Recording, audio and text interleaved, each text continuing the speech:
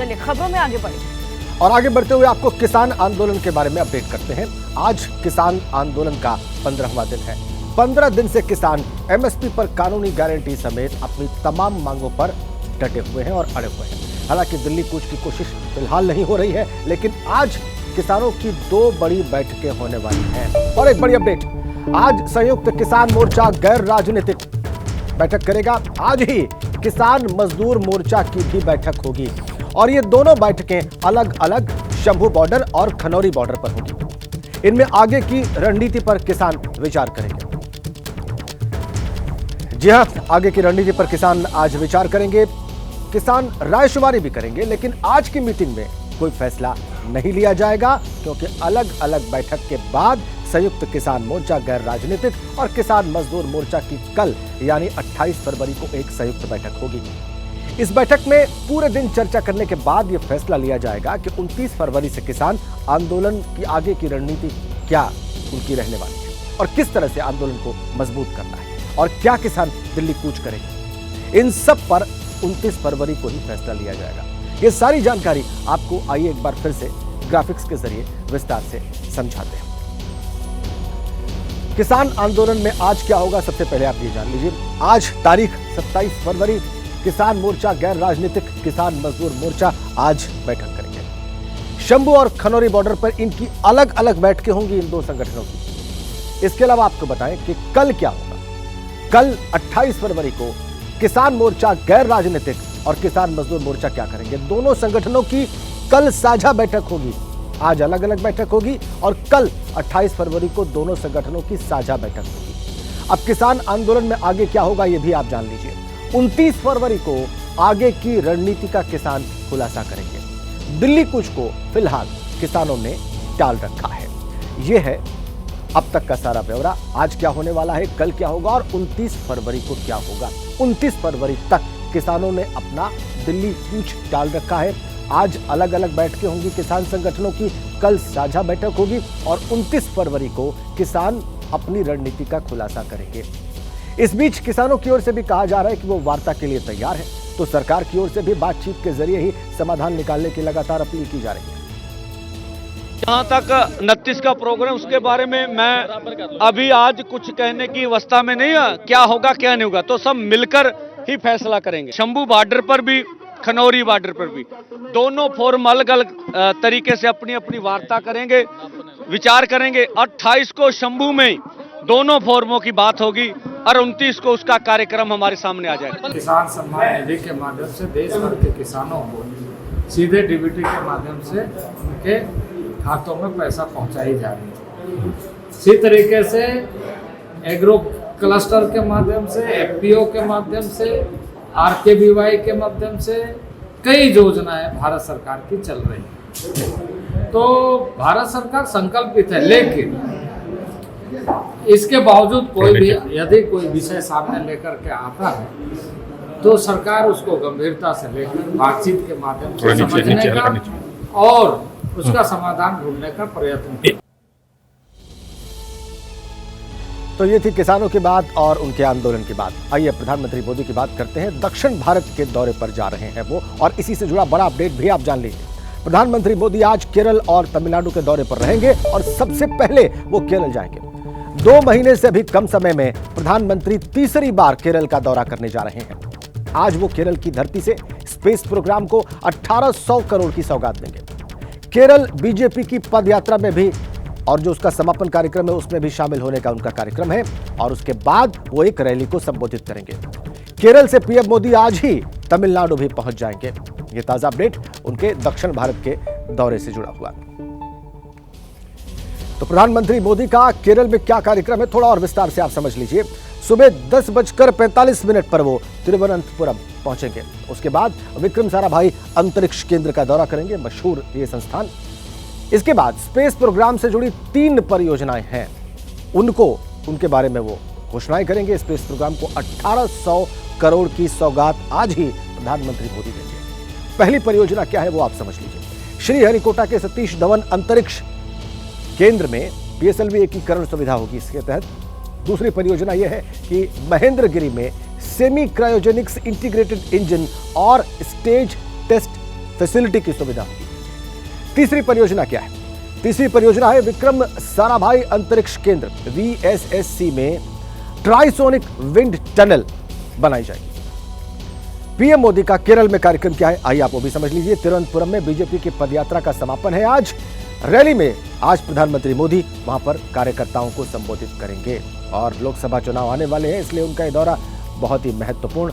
केरल में यह कार्यक्रम उनका होगा। तो स्पेस प्रोग्राम को 1800 करोड़ की सौगात देंगे और उसके बाद जो बीजेपी का कार्यक्रम है उसमें शामिल होंगे। प्रधानमंत्री मोदी का यह बीते 2 महीने से भी कम वक्त में केरल का तीसरा दौरा है। पीएम मोदी ने पिछले महीने केरल में 2 बड़े रोड शोज किए थे, एक त्रिशूर में, दूसरा कोच्चि में, और आज प्रधानमंत्री एक बार फिर केरल पहुंच रहे हैं। लोकसभा चुनाव के ऐलान से पहले प्रधानमंत्री का यह दौरा बहुत अहम माना जा रहा है, क्योंकि 400+ 400+ का टारगेट हासिल करने के लिए बीजेपी के लिए दक्षिण का द्वार खुलना बहुत जरूरी है। ऐसा क्यों है, वो जरा आंकड़ों के जरिए हम आपको समझाते हैं। तो चुनावी कामयाबी के लिहाज से दक्षिण भारत बीजेपी की दुखती रग रहा है। कर्नाटक को अगर छोड़ दिया जाए तो बाकी राज्यों में बीजेपी को ज्यादा कामयाबी कभी नहीं मिल पाई। ग्राफिक्स के जरिए इस बात को समझिए थोड़ा डिटेल में आप। दक्षिण भारत में राज्यों और केंद्र शासित प्रदेशों की संख्या है कुल 8। हम दक्षिण भारत की बात कर रहे हैं और उनमें लोकसभा की कुल सीटें हैं 132। 2014 की अगर बात करें तो बीजेपी ने इन 132 में से 22 सीटें जीती थी, यानी करीब 17%। बीजेपी ने पूरे देश में बहुमत हासिल किया था, लेकिन दक्षिण में सिर्फ 17%। और 2019 में जब बीजेपी ने अब तक का सबसे शानदार प्रदर्शन किया, तब भी उसे दक्षिण से 29 सीटें ही हासिल हुई। तेलंगाना की बात करते हैं, वहां पर लोकसभा की 17 सीटें हैं। 2019 में यानी पिछले लोकसभा चुनाव में बीजेपी को 4 सीटों पर जीत हासिल हुई। आंध्र प्रदेश में 25 में से एक भी सीट पर बीजेपी को कामयाबी हासिल नहीं हुई। कर्नाटक में बेहतरीन रिजल्ट मिला बीजेपी को, वहां पर 28 सीटें हैं, 25 पर बीजेपी विजयी हुई थी। और अगर तमिलनाडु की बात करें, जहां पर 39 लोकसभा की सीटें हैं, बीजेपी को यहां पर एक भी सीट नसीब नहीं हुई। बिहार के पूर्णिया से इस वक्त की बड़ी खबर है। यहां पर तेजस्वी यादव के काफिले में शामिल गाड़ी का एक्सीडेंट हुआ और हादसे में कार ड्राइवर की मौके पर ही मौत हो गई। कार में ड्राइवर समेत 7 पुलिस वाले सवार थे। मृतक ड्राइवर की पहचान मधुबनी TOP के सिपाही टोला निवासी मोहम्मद हलीम के रूप में हुई है। कार में मौजूद पुलिस लाइन के 6 जवान भी घायल हैं।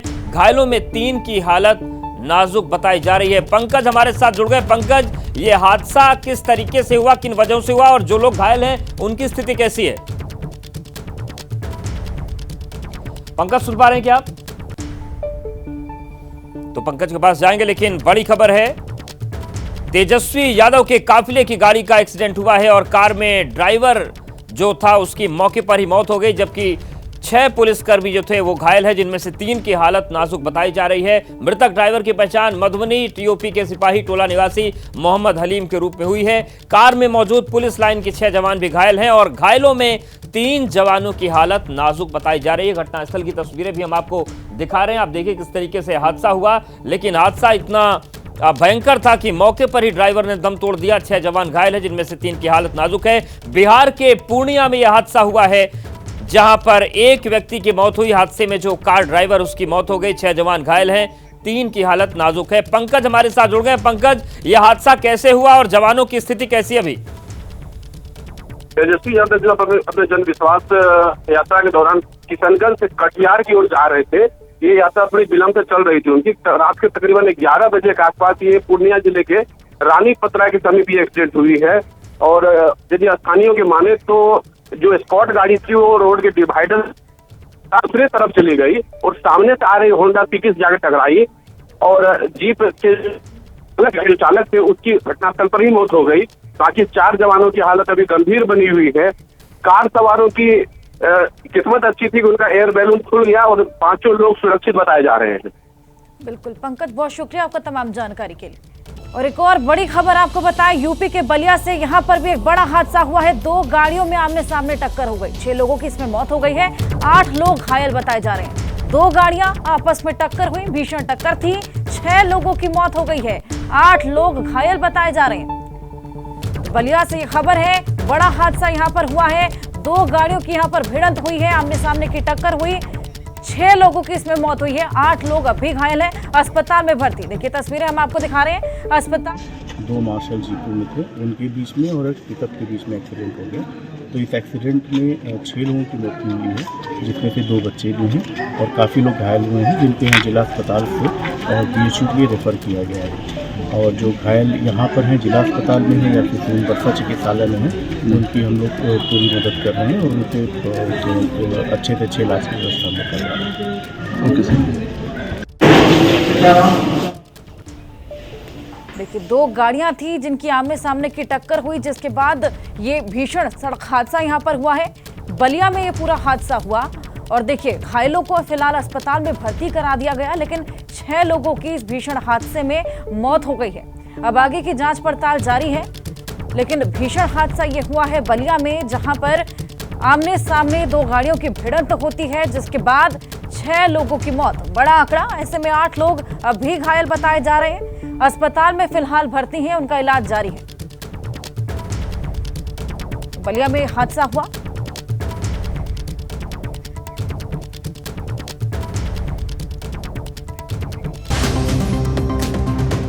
तीन राज्यों की 15 राज्यसभा सीटों पर आज चुनाव। यूपी की 10, कर्नाटक की 4 और हिमाचल प्रदेश की 1 सीट के लिए सुबह 9 बजे से मतदान। आज ही आएंगे नतीजे।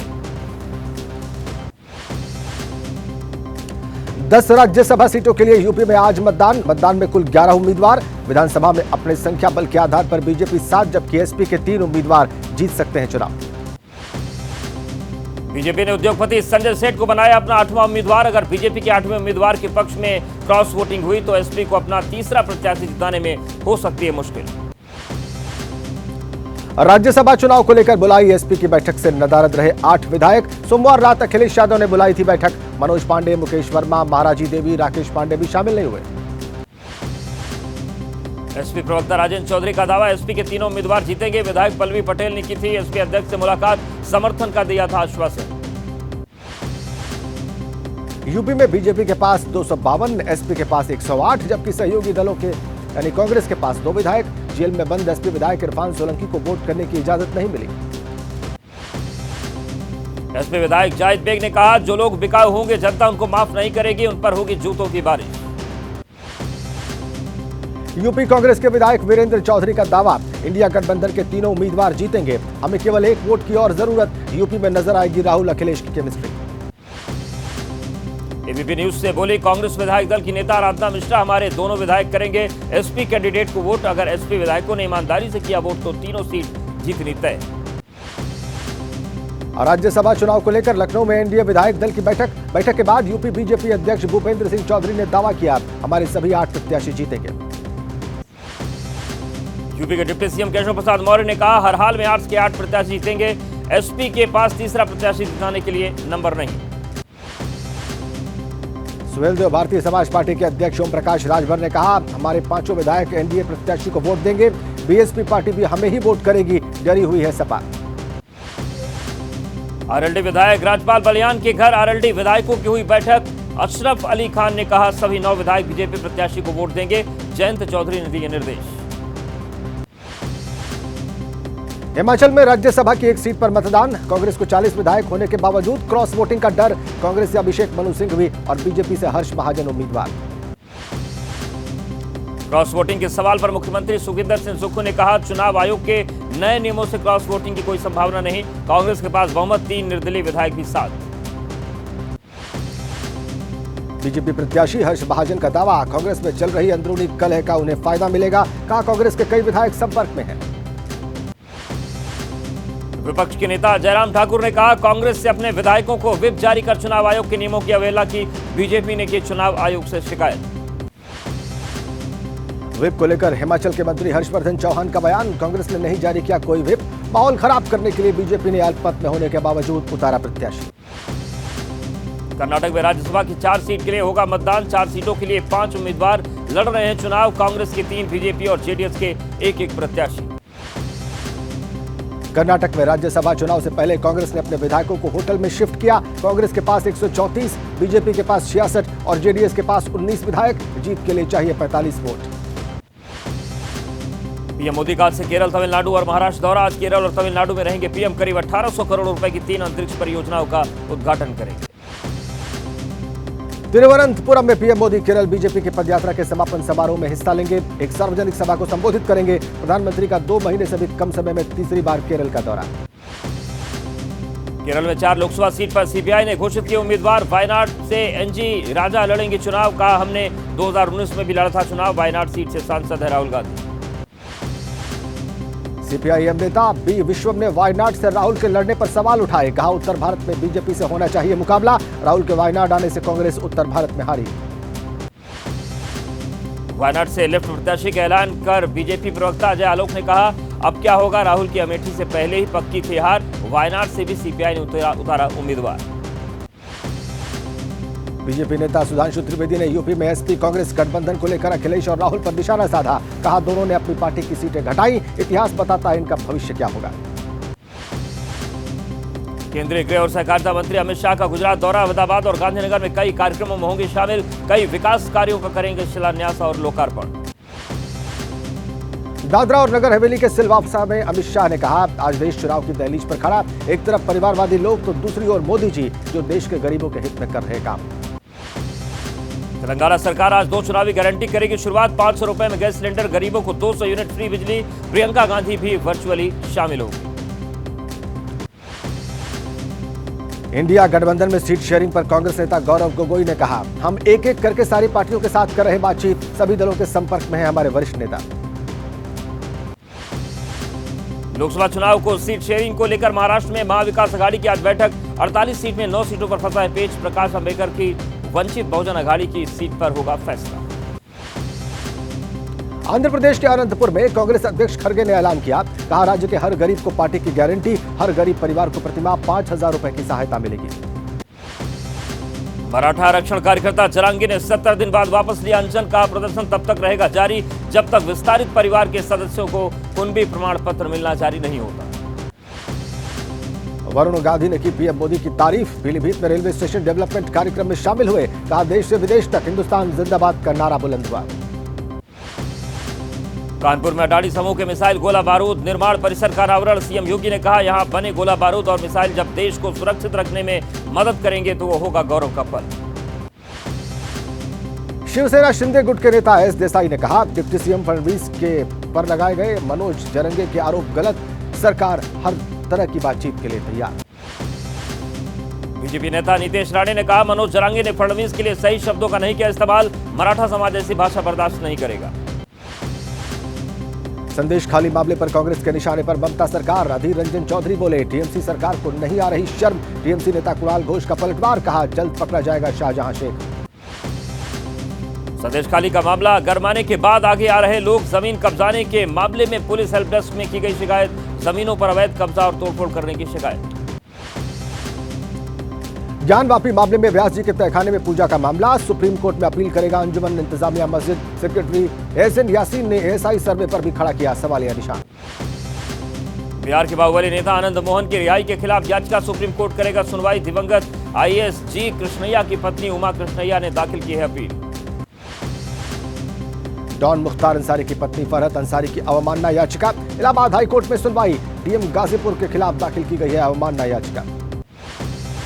नफे सिंगराठी हत्याकांड में अभी तक पुलिस के हाथ खाली। वारदात के 24 घंटे बीतने पर भी हत्यारों का सुराग नहीं तलाश पाई पुलिस। जेलों में बंद बड़े गैंगस्टर से पूछताछ कर रही है पुलिस।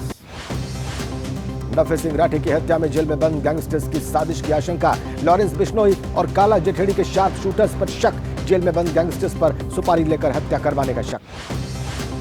नफे सिंह राठी के बेटे जितेंद्र राठी का बयान, राजनीतिक साजिश के तहत हुई इनके पिता की हत्या। सुरक्षा की गुहार लगाने पर अधिकारियों ने बरती लापरवाही। हरियाणा के गृह मंत्री अनिल विज का बयान, सीबीआई से कराई जाएगी नफे सिंह राठी हत्याकांड की जांच। हत्याकांड के आरोपियों को बख्शा नहीं जाएगा। नफे सिंह हत्याकांड को लेकर झज्जर के एसपी अर्पित जैन का बयान, संदिग्धों से लगातार हो रही पूछताछ। पुलिस की कई टीमें कर रही हैं काम। हत्याकांड में इस्तेमाल हुई कार के बारे में जानकारी जुटाई जा रही है।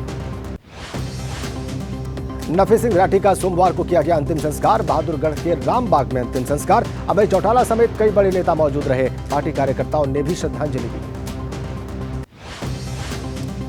आज मुंबई में होगा गजल गायक पंकज उधास का अंतिम संस्कार। दोपहर 3 बजे वर्ली के हिंदू श्मशान पर दी जाएगी आखिरी विदाई। अंतिम संस्कार में मौजूद रहेंगी कई बड़ी हस्तियां। ग्रेटर नोएडा अथॉरिटी की जमीनों पर भूमाफिया ने कब्जा किया। अथॉरिटी की करीब 400 करोड़ रुपए की जमीन पर अवैध कब्जा कर बसाई गई कॉलोनी। अब एसटीएफ करेगी मामले की जांच। बिसरा कोतवाली में 9 लोगों के खिलाफ दर्ज कराया गया मामला। गांव के पास अधिग्रहित की गई जमीन पर बसाई गई की कॉलोनी। जमीन पर फ्लैट बनाकर लोगों को बेचे गए। फ्लैट में रह रहे लोगों की टेंशन बढ़ गई। कोकीन ड्रग्स लेने के मामले में हैदराबाद में बीजेपी नेता का बेटा गिरफ्तार। पुलिस ने गजला विवेकानंद सहित 4 लोगों को पकड़ा। बीजेपी के नेता है आरोपी विवेकानंद के पिता। कोकीन ड्रग लेने के मामले में फिल्म एक्ट्रेस लिसी गणेश भी मुख्य आरोपी। मामले में एक और वीआईपी लिसी गणेश की बहन श्वेता का नाम। पश्चिम बंगाल में 30 मार्च 2023 को हुई रामनवमी हिंसा का मामला। एनआईए ने 16 लोगों को गिरफ्तार किया। वीडियो से आरोपियों की पहचान भी हुई थी। यूपी के बरेली में हनी ट्रैप का मामला। व्यापारी को ब्लैकमेल करने का आरोप। युवती के साथ खुद को पत्रकार बताने वाले 3 और पुलिसकर्मी आरोपी। एसएसपी के आदेश पर केस दर्ज। एमपी के इंदौर में पेटीएम के फील्ड मैनेजर ने आत्महत्या की। फांसी से लटकता मिला 40 साल के तारेश सोनी का शव। पेटीएम कंपनी के बंद होने की खबरों के चलते तनाव में होने की आशंका। लखनऊ में एलपीजी सिलेंडर में ब्लास्ट। धमाके की वजह से एक मकान क्षतिग्रस्त, 5 लोग घायल। दिल्ली के सदर बाजार इलाके में आग लग गई। शेड गोदाम में आग लगने से अफरा तफरी फैल गई। मौके पर पहुंची फायर ब्रिगेड की टीम ने इस आग को कंट्रोल किया। मुंबई सटे अंबरनाथ में निर्माणाधीन मकान में आग लगी। सिलेंडर में हुए धमाके की वजह से आग लगी। घर के आसपास बनी दर्जनों झोपड़ियां जलकर राख। उत्तराखंड में फिर से बदलने जा रहा मौसम। अगले 2 दिन पूरे प्रदेश में बारिश की आशंका। अधिक ऊंचाई वाले इलाकों में बर्फबारी के आसार। जोशीमठ के औली में मौज मस्ती कर रहे सैलानी बर्फीली ढलानों पर ले रहे स्कीइंग का मजा। पहाड़ के गीतों पर थिरकते नजर आ रहे पर्यटक। अदन की खाड़ी और अरब सागर में समुद्री लुटेरों की अब खैर नहीं। भारत ने और मजबूत की अपनी समुद्री सीमाएं। इंडियन नेवी समुद्र में मरकॉस कमांडो को पैराड्रॉप कर अपनी ताकत उसने दिखाई। कमांडो को C-130 प्लेन से किया गया पैराड्रॉप। पैराशूट की मदद से अरब सागर में उतरे जवान।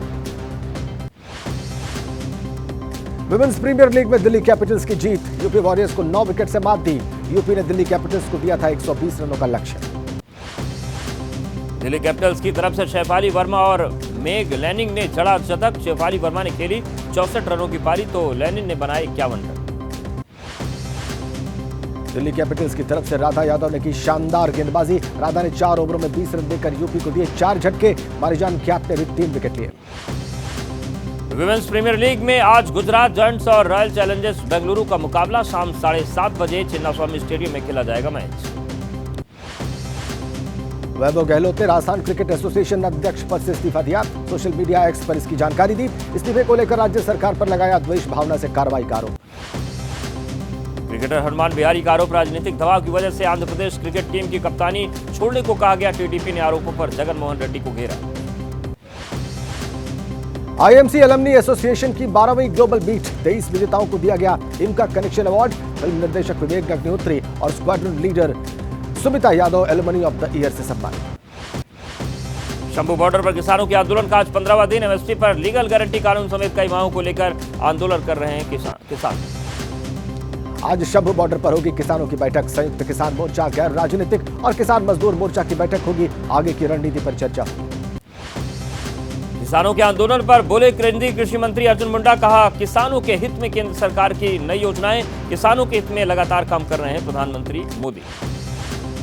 शंभू बॉर्डर पर सोमवार को किसानों ने किया डब्ल्यूटीओ के खिलाफ प्रदर्शन। किसानों ने डब्ल्यूटीओ का पुतला जलाया। कृषि क्षेत्र को डब्ल्यूटीओ से बाहर करने की मांग। मुजफ्फरनगर में ट्रैक्टर लेकर हाईवे पर पहुंचे किसान। दिल्ली हाईवे पर किसानों ने किया कब्जा। किसानों के ट्रैक्टर मार्च की वजह से हाईवे पर कई घंटों तक जाम की स्थिति रही। पंजाब के संगरूर में किसानों ने ट्रैक्टर मार्च निकाला। हाईवे पर करीब 40 किलोमीटर मार्च निकाला। खनौरी बॉर्डर तक हाईवे पर नजर आया ट्रैक्टर्स का काफिला। बरनाला में भी ट्रैक्टर लेकर सड़क पर उतरे किसान। सड़क किनारे ट्रैक्टर खड़े कर केंद्र सरकार के खिलाफ नारेबाजी। पंजाब के अमृतसर में किसानों का tractor march. Delhi national highway पर हजारों की संख्या में ट्रैक्टर लेकर उतरे किसान। डब्ल्यूटीओ के खिलाफ प्रदर्शन। हरिद्वार में भी किसानों का ट्रैक्टर मार्च। हाईवे पर बने टोल प्लाजा पर लगाया गया जाम। संयुक्त किसान मोर्चा के आह्वान पर हजारों की संख्या में जुटे किसान। बागपत में भी किसानों ने निकाला ट्रैक्टर मार्च। हाईवे पर एक तरफ ट्रैक्टर खड़े कर अपना विरोध जाहिर किया। राकेश टिकैत के आह्वान पर दिल्ली की तरफ रखा ट्रैक्टर्स का मुंह।